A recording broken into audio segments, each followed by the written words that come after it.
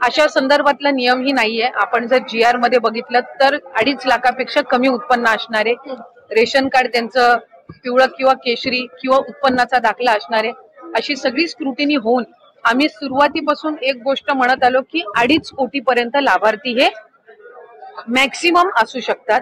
आणि त्या पद्धतीनं जर आपण बघितलं तर रजिस्ट्रेशन मध्ये सुद्धा आम्ही शेवटचं डीबीटी 9 ऑक्टोबरला ज्यावेळेला केलं त्यावेळेला 2,34,00,000 महिलांना आम्ही डीबीटी केलेलं होतं।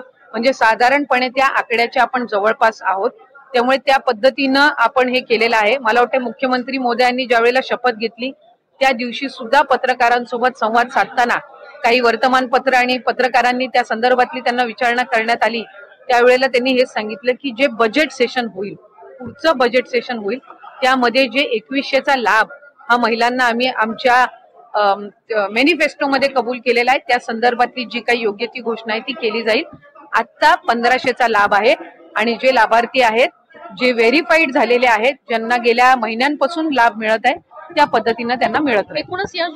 नरेंद्र मोदीजींनी 80 कोटी लोकांना मोफत धान्य देण्याचं काम केलंय, मोफत राशन मिळतंय।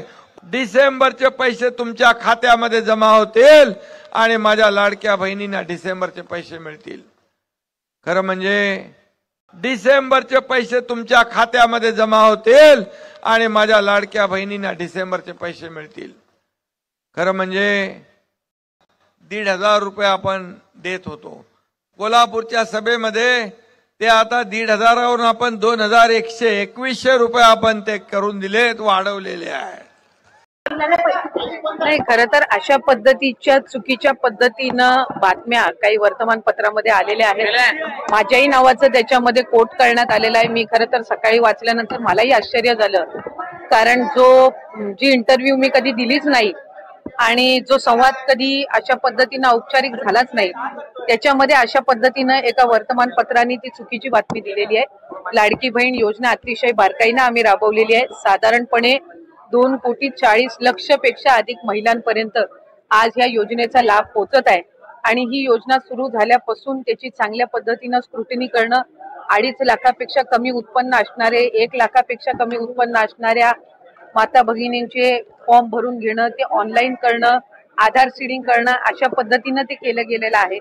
त्याच्यामुळे कुठेही स्क्रुटिनी ही 2.5 कोटी महिलांची किंवा लाभार्थ्यांची होणं हे शक्यही नाहीये आणि ते करणंही नाहीये, कारण आज त्या महिला 5 महिन्यापासून लाभ घेत आहेत। एक आणि दुसरी गोष्ट म्हणजे कोणाची जर तक्रार त्या संदर्भामध्ये पुढं मागं कधीही, म्हणजे आज मी आमदार म्हणून आपल्या सर्वांसोबत संवाद साधत आहे, मंत्री म्हणून मी त्या विभागाचं काम केलेलं आहे, पुढं मागं कधीही त्या संदर्भातली कुठली स्पेसिफिक तक्रार जर आली तर त्या संदर्भातला जो काही तेवढ्या पुरतची स्क्रुटिनी करण्याचा, म्हणजे उदाहरणार्थ एखाद्या XYZ जिल्ह्यातल्या 100 लाभार्थ्यांबद्दल जर तक्रार झाली तर त्या 100 लाभार्थ्यांपुरतची चौकशी करायची किंवा नाही हा सुद्धा, किंवा स्क्रुटिनी करायची किंवा नाही हा सुद्धा निर्णय हा शासन जर तशा पद्धतीचं कधी काही घडलं किंवा आलं तर त्या संदर्भामध्ये घेण्यात येईल।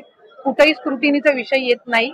लाभार्थ्यांना त्यांच्या जो काही लाभाचं वाटप आहे किंवा डीबीटी आहे हे ज्या वेळेला राज्याचे मुख्यमंत्री देवेंद्रजी फडणवीस साहेब, उपमुख्यमंत्री एकनाथजी शिंदे साहेब आणि उपमुख्यमंत्री अजितदादा यांच्या मंत्रिमंडळामध्ये किंवा मीटिंगमध्ये ज्या वेळेला तशा पद्धतीच्या सूचना दिल्या जातील त्या पद्धतीनं पुढचं डीबीटी हे निश्चितपणाने होईल।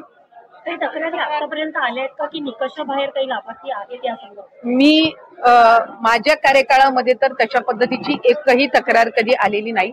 आता आचारसंहितेच्या या मधल्या 2 महिन्याच्या कालावधीत काही आल्या असतील तर त्या संदर्भातली मला काही माहिती नाहीये, पण तक्रारी आल्या तर त्याचं कशा पद्धतीने त्या स्क्रुटिनाइज करायच्या याचा निर्णय जो आहे ते शासन आणि जे संबंधित विभाग आहे ते त्या पद्धतीनं करतील। पण अशा पद्धतीची तक्रार ही कुठेही विभागाकडे मी त्या ठिकाणी पदावर असताना तरी प्राप्त झाली नव्हती। नाही, ह्या ज्या सगळ्या आहेत या अफवा पसरवल्या जात आहेत। शेवटी कुठले निकष कशा पद्धतीनं लावले जातील, कशा पद्धतीनं बदलले जातील, कशा पद्धतीनं कुठली जर एखादी तक्रार आली तर त्या संदर्भातली कशी स्क्रुटिनी केली जाईल हा निर्णय शासनाचा आणि विभागाचा राहतो। त्याच्यामुळे अद्याप तरी त्या संदर्भामध्ये कुठेही चर्चा नाही, अद्याप त्या संदर्भामध्ये कुठेही चौकशी किंवा कुठेही त्या संदर्भातली कारवाईचा विषय झालेला आहे। एका घरातल्या 2 बायकांनाच फक्त लाभ मिळू शकतो अशा संदर्भातला नियम.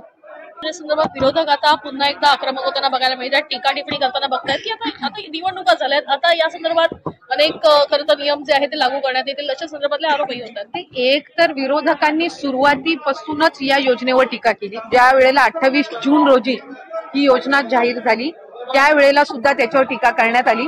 स्वतः त्या योजनेवर टीका केली की 1500 दिल्यावर मग राज्याचं काय होणार, राज्य खपाट्याला जाईल, आर्थिक व्यवस्था बिघडेल. आणि त्यांच्या मॅनिफेस्टोमध्ये निवडणुकीला ते 3000 महिलांना देणार दर महिन्याला अशा पद्धतीची खोटी घोषणा करण्यात आली. महिलांनी, लाडक्या बहिणींनी 3 लाडक्या भावांना साथ दिली आणि जे त्यांच्यासाठी योग्य पद्धतीचे निर्णय किंवा लोकउपयोगी योजना राबवलेल्या आहेत त्यांच्या पाठीशी ते उभे राहिल्या. त्यामुळे आता विरोधक काय बोलतात याला फारसं काही महत्व राहिलेलं नाही.